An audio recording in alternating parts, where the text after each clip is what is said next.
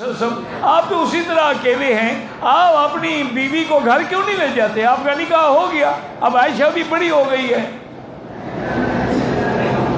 حضور نے فرمایا ابو بکر بات تو ٹھیک ہے، لیکن 500 درہم حق المہر مقرر ہوا تھا، میرے پاس پیسے نہیں، میں حق المہر کیسے دوں؟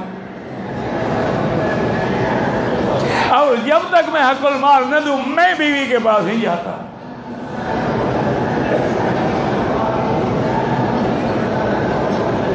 حضرت ابو بکر صدیق نے دوسرے دن آ کے ایک تھیلی پیش کی، حضور نے فرمایا یہ کیا ہے؟ ہم نے عرض کیا حضور یہ 500 درہم ہے، قبول فرما لیں اور عائشہ کو مہر میں دے دیں۔ بیٹی بھی دی، مہر بھی خود ادا کی، رضی اللہ تعالی عنہ وارضاہ۔ اور پھر خدا کی قدرت دیکھیں کہ ابو بکر کی عمر بھی 63 سال، میرے مدنی کی عمر بھی 63 سال۔ وفات کے بعد حضور پر بھی زہر کا اثر، ابو بکر پر بھی زہر کا اثر۔ حضور بھی سوموار فوت ہوئے، ابو بکر بھی سوموار فوت ہوئے۔ جس چارپائی پہ حضور کا جنازہ تھا اسی پہ ابو بکر کا جنازہ تھا، اور جس جگہ حضور دفن ہے اسی روضے میں ابو بکر دفن ہوئے۔ اور حضور نے فرمایا تھا کہ اللہ تبارک و تعالی نے میری ابو بکر عمر کی مٹی اسی جگہ اٹھائی ہے، ہم دفن بھی اسی جگہ ہوئے۔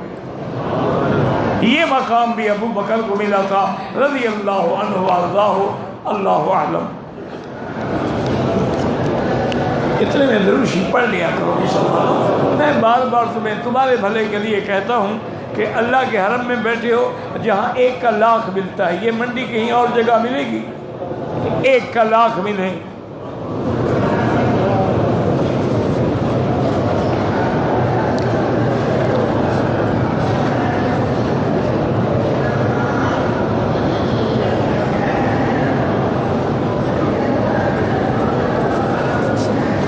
میں 2 سال پہلے عمرے کے لیے آیا، پہلے عمرے میں حلق کرایا، دوسرے میں قصر کروا لیا۔ بھئی جب حلق کرا لیا تھا قصر کس بات کا کروایا؟ بال تھے؟ اگر بال تھے تو ٹھیک ہے، نہیں تھے دم پڑ گئی۔ بھئی میرے علم کی حد تک اردو میں آسان تفسیر جو ہے وہ تفسیر معارف القرآن ہے، مفتی محمد شفیع صاحب رحمۃ اللہ علیہ کی۔ آسان بھی ہے اور اردو میں بھی ہے اور عام آدمی بھی سمجھ سکتا ہے۔ اور سیرت النبی کے بارے میں حضرت مولانا بدر عالم کی بھی کتابیں ہیں، حضرت مولانا ادریس خان دہلوی رحمۃ اللہ علیہ کی بھی کتابیں ہیں، کوئی بھی لے لیں۔ رکوع اور سجدے میں جو تسبیحات ہیں، اگر آپ امام کے پیچھے ہیں تو وہ تو پھر امام کے تابع ہیں، اکیلے ہیں تو چاہے 100 دفعہ تسبیحات پڑھیں۔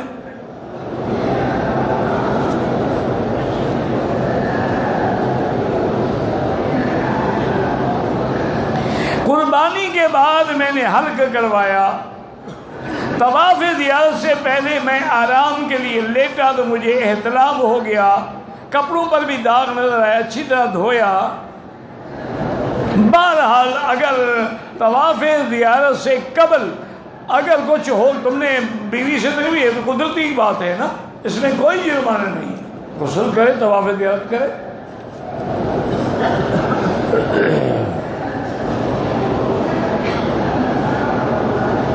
ہماری بلڈنگ میں ایک مرد عورت ہیں جو ایک دوسرے کے واقع بھی نہیں، محرم بنے ہوئے، یہ خدا کے بندے ایک ہے، یہ تو اللہ عالم۔ ہمارے آدھی عورتیں جو ہیں وہ فرضی محرم بنا کے حج کرتی ہیں، اور محرم کے بغیر حج ہوتا ہی نہیں۔ بس دعا کرو اللہ پہ، سفر پہ آئی اللہ قبول کر لے، ورنہ مسئلہ یہی ہے کہ کوئی عورت محرم کے بغیر نہ آئے۔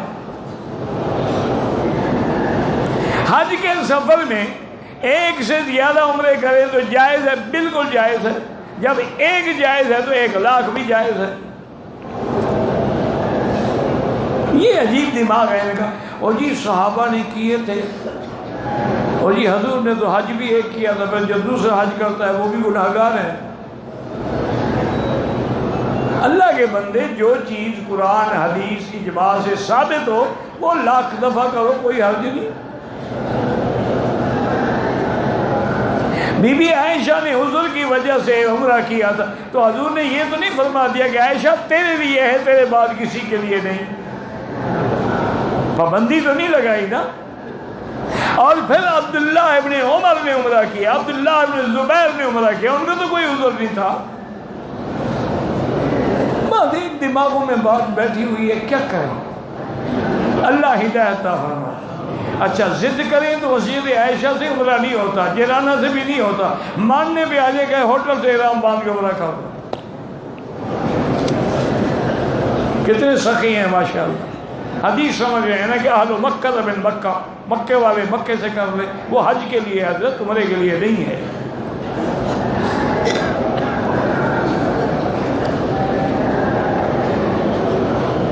کہتے ہیں کہ جھینگا کھا سکتے ہیں، ہاں یہ کھا سکتے ہیں، جھینگا مچھلی کی قسم ہے۔ میں نے بنگلہ دیش میں بڑے بڑے علماء سے مسئلہ پوچھا تھا، انہوں نے فرمایا حضرت یہ مچھلی کی قسم ہے۔ آپ میرے لیے دعا کرتے ہیں اللہ شفا خیر دے۔ مسجد نمرہ سے جا کے احرام باندھ سکتے ہیں۔ مسجد اگر قباء میں ہم روزانہ جا کے 2 رکعت پڑھتے رہیں تو روزانہ عمرے کا ثواب ملے گا۔ اللہ کے ہاں کوئی کمی ہے؟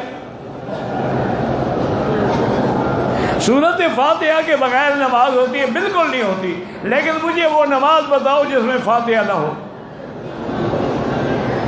وہ نماز تو مجھے ڈھونڈ کے بتا دو، مسئلہ میں سمجھا دوں گا۔ بھئی میں نے نہ پڑھی، امام نے پڑھی، نماز میں تو فاتحہ آ گئی نا، تو نماز بغیر فاتحہ کے کیسے ہوئی؟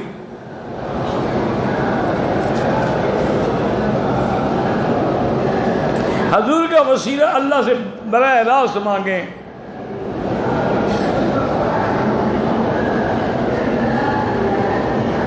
میری بیوی خلا لینا چاہتی ہے، 3 سال سے غیر آباد ہے، جائیداد اس کے نام ہے، ایک بیٹی ہے، میں اس کو نہیں چھوڑنا چاہتا، شریعت کی روح سے وہ خلا لینے کا حق رکھتی ہے۔ پہلے تو تم نے خود خوشامد کر کے جائیداد لکھ دی، اب رو رہے ہو۔ بہرحال وہ خلا لے سکتی ہے، بیٹی تمہاری ہے۔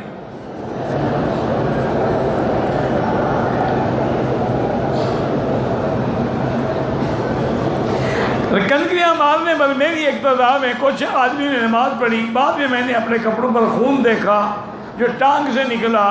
بہرحال اگر تھوڑا سا خون تھا تو کوئی حرج نہیں، اگر زیادہ تھا اور بہہ گیا تھا پھر نماز نہیں ہوئی، کسی کی بھی نہیں ہوئی۔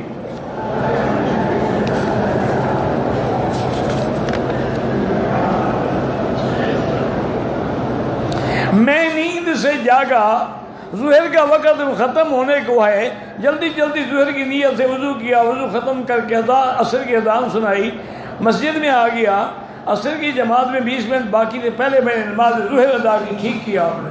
اور حنفی مسلک میں تو ابھی جب یہ عصر پڑھتے ہیں اس وقت ظہر کا وقت ہوتا ہے، آپ نے پڑھ لیا، اچھا کیا۔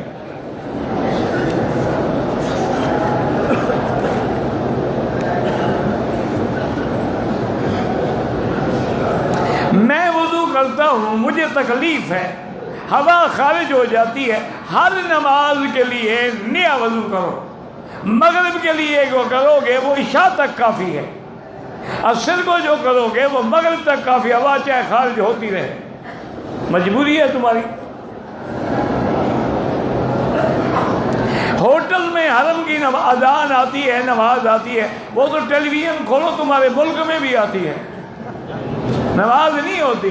تم یہاں بھی ہوٹلوں میں نماز پڑھنے آئے ہو، یعنی حرم کے لیے نہیں آئے ہو۔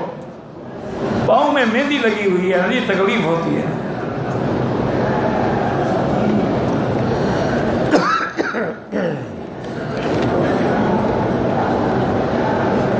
مسجد عائشہ جیرانہ جدہ واپسی پہ احرام نہ باندھیں کوئی حرج نہیں، لیکن باندھیں تو بڑا ہو سکتا ہے۔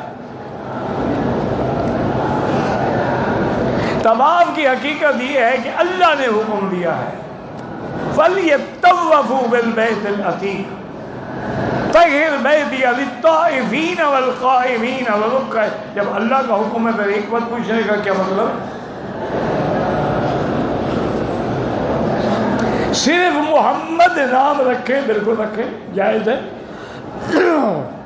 مزدلفہ سے اگر سورج نکلنے سے پہلے ہم نکل آئے کوئی بات نہیں، ٹھیک ہے،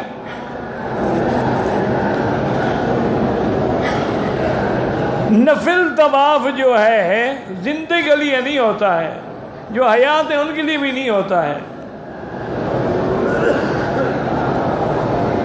اگر طواف کیا، عصر کی وقت ہو گیا تو اب 2 رکعت مغرب کے بعد پڑھیں یا عصر کی نماز سے پہلے پڑھ لیں۔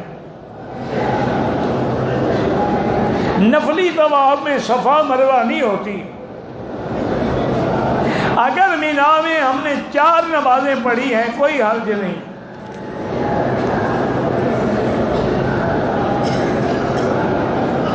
وضو بنانے کے بعد بیماری کی وجہ سے پیشاب کے قطرے نکلتے ہیں تو نیچے کپڑا رکھیں، لیکن ایک نماز سے دوسری نماز تک وہی وضو کافی ہے۔ ماموں مامی کا دونوں کا عمرہ ایک دفعہ، ایک کے لیے ایک ہوتا ہے، ایک نیت سے پوری امت کا بھی عمرہ نہیں ہوتا۔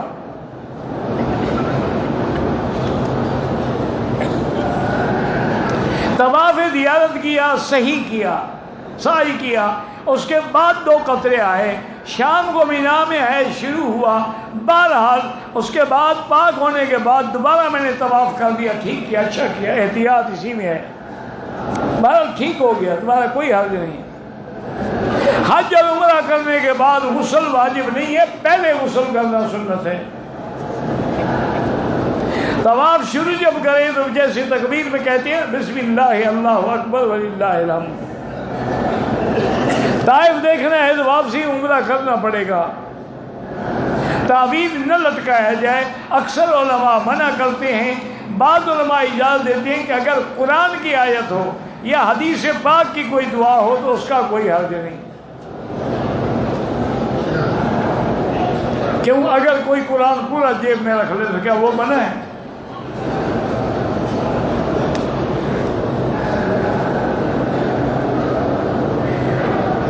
میں نے سنا ہے، حدیث میں ہے کہ جزیرۃ العرب سے شیطان مایوس ہو گیا ہے۔ ہاں یہ حدیث صحیح ہے کہ اب شرک نہیں ہوگا انشاءاللہ۔ جبل ثور یا جبل حرا میں نفلیں پڑھنے کا کوئی حکم نہیں ہے، نہ کبھی کسی صحابی نے پڑھی ہے۔ ویسے جائیں، زیارت کریں، دیکھیں، لیکن خود اپنا دین نہ بنائیں۔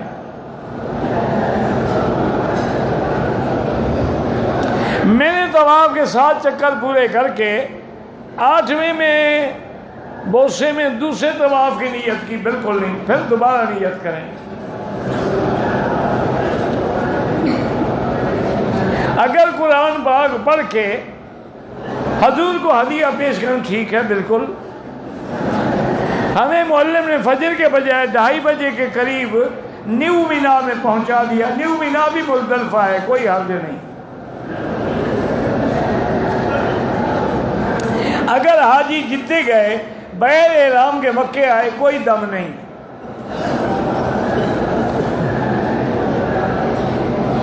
بہرحال ایک نیکی جو ہے حرم میں تو 1 لاکھ ہے، عام طور پہ 1 کے 10 لکھے جاتے ہیں، لیکن گناہ 1 کا 1 لکھا جاتا ہے، لیکن حدود حرم میں وہ 1 گناہ بھی برباد کرنے کے لیے کافی ہے۔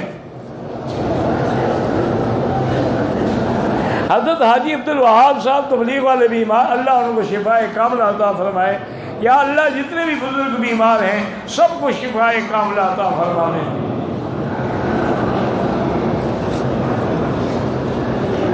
اگر انٹرنیٹ پہ جو اریاں تصویریں نظر آتی ہیں نہ دیکھیں، اتفاقاً نظر پڑ جائے تو ڈیلیٹ کر دیں، نکال دیں اس کو۔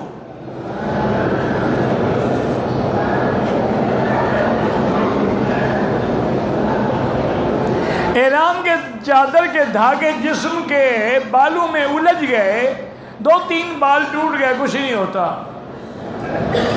3-4 طواف کر کے بعد میں 2 رکعت پڑھیں، وہ بھی جائز ہے۔ ایک عورت طائف گئی تھی خاوند کے ساتھ، خاوند نے تو عمرہ کیا ہے، عورت کو حیض تھا، اسے نہیں کیا، بس ٹھیک ہے اللہ معاف کرے۔ بوسے میں دوسرا طواف شروع نہیں ہوتا، طواف ختم کر کے پھر آؤ، سامنے کھڑے ہو کے پھر نیت کر کے شروع کرو۔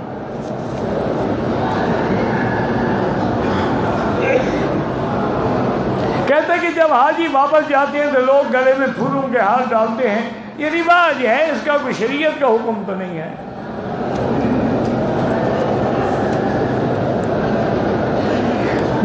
نے داڑھی رکھ لی ہے لیکن دانتوں سے کاٹنے کی عادت ہے، اللہ ہدایت دے۔ جنازے کے بعد ہاتھ اٹھا کے دعا مانگنا بدعت ہے، چونکہ جنازہ تو خود دعا ہے۔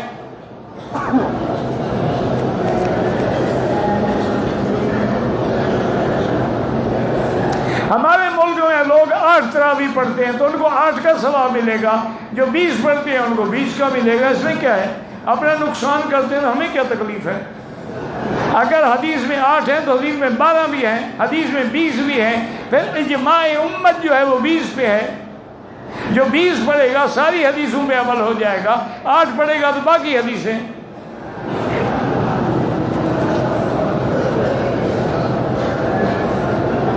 غسل خانے میں آدمی بغیر کپڑے پہنے ہوئے اریاں ہو کے غسل کر سکتا ہے؟ کر سکتا ہے۔ طائف سے احرام ضروری ہے۔ حج کی قربانی مدینے میں کرے نہیں ادا ہوتی، مکے میں ہوگی۔ حضور کے واسطے سے دعا نہ مانگے، سیدھا اللہ سے مانگیں۔ جو نمازیں قضا ہو گئی توبہ کریں، اور ہر نماز کے بعد نفل کے بجائے قضا پڑھتے رہیں۔ ماں بیچاری کمزور ہے، اس کے لیے عمرہ طواف کر سکتے ہیں۔ پیشاب کے کپڑوں کا شک ہوتا ہے، جب شک کرتا ہوں تو نہیں ہوتا، تو بس کوئی شک نہ کریں۔ اگر کوئی آدمی ریاض سے حاجی کو ملنے کے لیے بغیر احرام کے آئے، حنفی مسلک میں تو دم ہے، باقی ائمہ کہتے ہیں اس کی نیت عمرے کی نہیں تھی تو کوئی دم نہیں ہے۔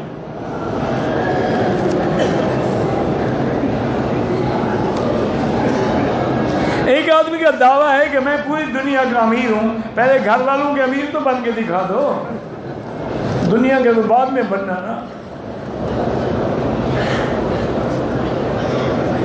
امام سے آگے جو کھڑے ہوتے ہیں ان کی نماز نہیں ہوتی۔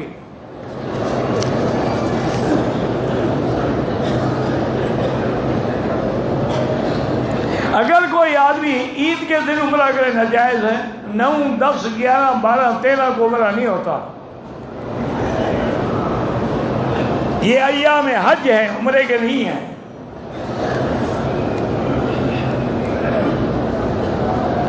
مدینہ منورہ جا کے واپس آئے تو احرام لازمی ہے، دم پڑ جائے گی۔ طب نبوی کی طرف امت کو کیسے متوجہ کریں، کوشش کرتے رہو۔ باقی انہوں نے کون سی بات مان لی ہے کہ طب نبوی مان لیں گے؟ لگے رہو بس۔ حجامہ کرانا سنت ہے اور شفا ہے۔ ایک بندے پہ قرضہ ہے، ابھی قرضہ ادا نہیں کیا، بیٹے کو حج پہ بھیجا، حج تو ہو جائے گا لیکن قرضہ بھی ادا کرنا چاہیے۔ اگر کسی آدمی نے بیوی کو غلط راستہ استعمال کیا، طلاق تو نہیں ہوتی لیکن اللہ کی لعنت ضرور ہوتی ہے۔ اللہ